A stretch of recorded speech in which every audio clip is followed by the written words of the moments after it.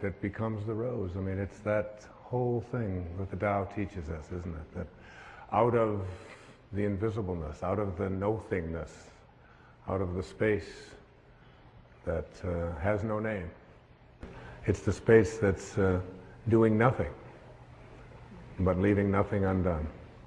The Tao does nothing and leaves nothing undone. And you are from the Tao. I'd like to just, for a few moments, speak about one more thought. I'd like to see you work at changing. To change the thought from notice me, to what Lao Tzu calls living in obscurity, becoming more obscure. We live in a celebrity-obsessed world, don't we? Look at me. Notice me. The Tao teaches something completely the opposite. Listen to the 66th verse of the Tao. Water again. The sea stays low. And because the sea stays low, all of the rivers and all of the streams empty into it. Because it stays humble. Because it stays in that place of just allowing everything to come to you. He was trying to teach us the important lesson of letting what we know is coming come to us. I practice this so much more now in my life than I did at one time. I can remember years ago, I had written a book called Your Erroneous Zones back in the 70s, and it stayed on the New York Times bestseller list for something like 27 months. And many weeks it would be number 1, and then it would go down to number 3, and then it would go to number 2, and down to 7, and all of that. And I was doing the Tonight Show in those days, and on a regular basis, and so many of the other shows, the Merv Griffin and Phil Donahue and Dinah Shore. I became like a regular on the Dinah Shore. I was like, hobnobbing with Burt Lancaster folks, and what you do is you call and find out where you appear on the bestseller list for the following week on Wednesday. So you call up on Wednesday, not for the Sunday coming up, but for the following week. And I called home, and my ego was pretty strong, and I was very much into a lot of notice me. I really believe that true nobility is not about being better than anyone else now. It's about being better than you used to be.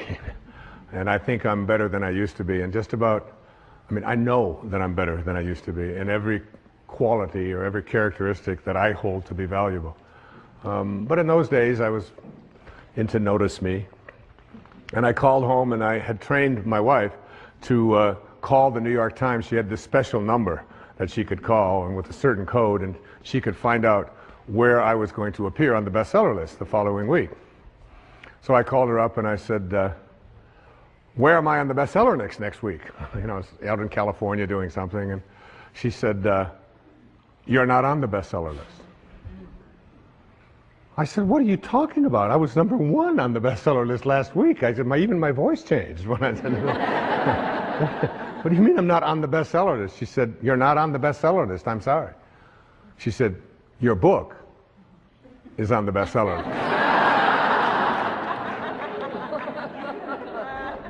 Big distinction there, isn't it? Between believing that this is me and recognizing that you can let go a little bit of that. Listen to verse 66 of the Tao. Why is the sea king of 100 streams? Because it lies below them.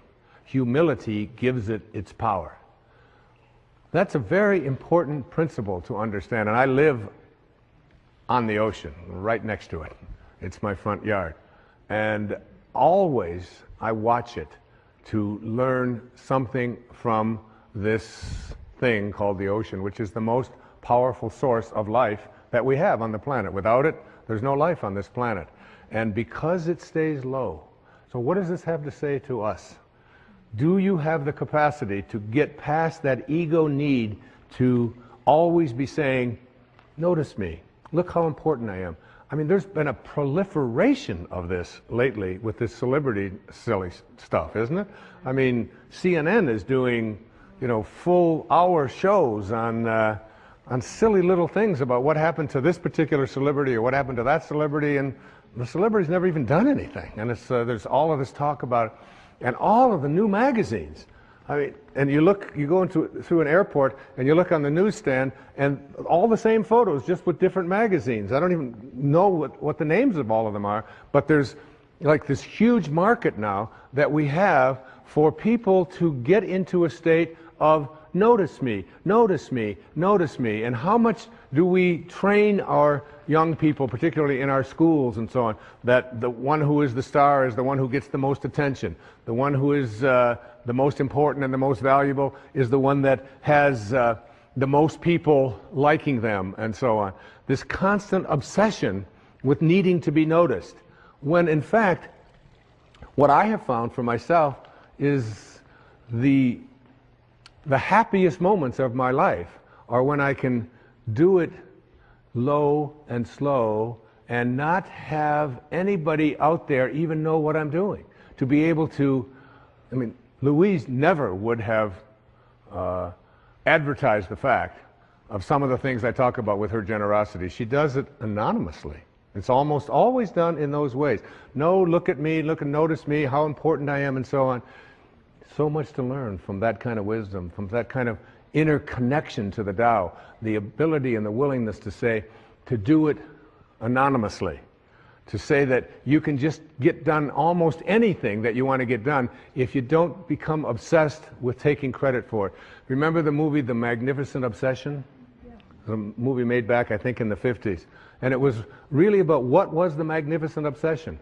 It was the ability to be able to give anonymously. What is Alcoholics Anonymous? It is everybody stays anonymous. Nobody has a title. There's not even anybody in charge. There's no leaders of this. There's no president. There's no vice president. There's no organization.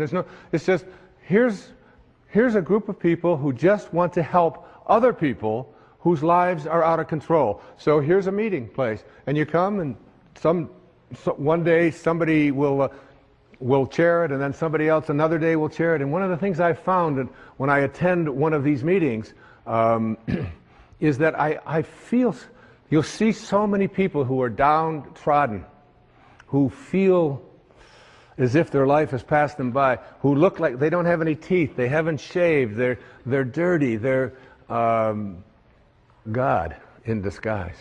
Mother Teresa was asked the question about what she does when she was in Calcutta, and she said, every day, I see Jesus Christ in all of his distressing disguises.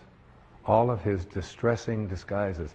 That you can see this source, you can see the Tao, you can see it when, particularly in those who are the most obscure, the most isolated from everyone else. And whenever I go to one of those meetings and I hear people get up and they tell their stories, I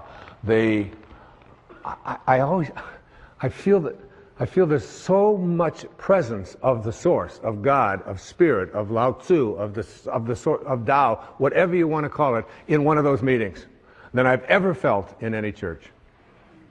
I've never felt the presence of it more. And I encourage you, any of you watching this right now, go to one of those meetings. You don't have to be an alcoholic. You don't have to. I'm not an alcoholic. I don't call myself an alcoholic. I was never out of control. I drank, but I wasn't out of control. And but I still go to those meetings. I have people in my own family that have struggled with addiction, and I go with them, and I sit there and I listen to those stories, and I get shivers down my back when I think about how beautiful it is to be in the presence of people. All they want to do is help each other. There's a movie called My Name is Bill W. James Woods played, and James Garner is in it. And his life just got totally out of control with addictions, totally out of control. And then he went to he went to one of these meetings, and he began to realize, and he said, we can actually take these people, and all we have to do is love them. All we have to do is, and he's so excited about the concept of being able to go out there and offer it. And I keep referring to Louise because she's such a hero to me. There was a time back in the 80s when our president wasn't even able to say the word AIDS, was he? I mean, he could come on, and here was this lady who, before this thing became the worldwide phenomenon that it is, was having meetings in her own house and bringing these people, these downtrodden people who had been labeled outcasts in society, and offering them a place to learn how to love each other and to care for each other. This was long before there was any celebrity status associated with trying to end this horrible crisis that our country has and our world has had. There was James Wood, so excited about the idea of we can create a place where we're anonymous. Nobody has to know anything about us. We don't have to say our names. We don't have to say anything. We just have to come there and we can help each other. And before that happened, everybody who got out of control with addictions, particularly with alcohol, would die.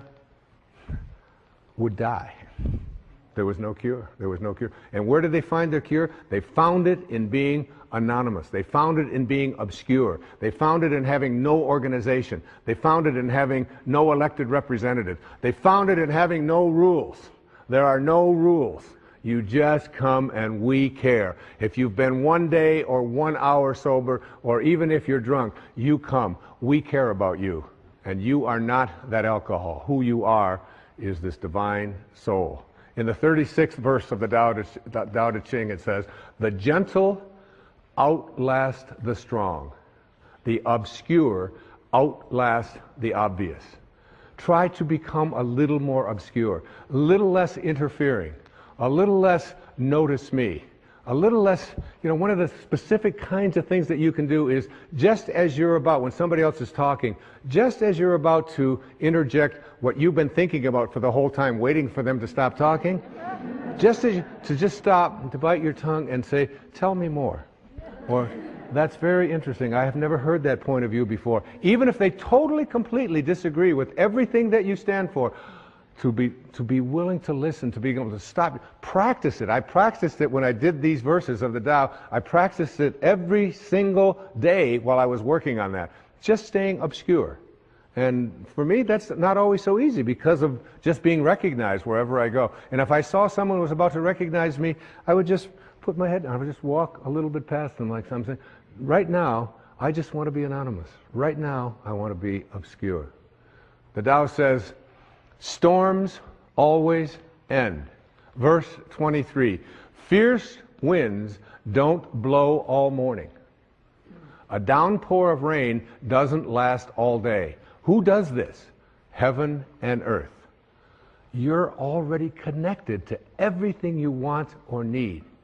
It will come to you at the exact perfect time, as the rivers and the streams come to the ocean at the perfect time and place. You gotta trust. You gotta know it's going to come to you. You don't have to chase after it. You can become a little less obsessed with your ego and your self-importance and who you are and what you've done, and you can get so much more done. And you know what? It's the most peaceful and sweet, delicious way. It's like the song that Cecilia was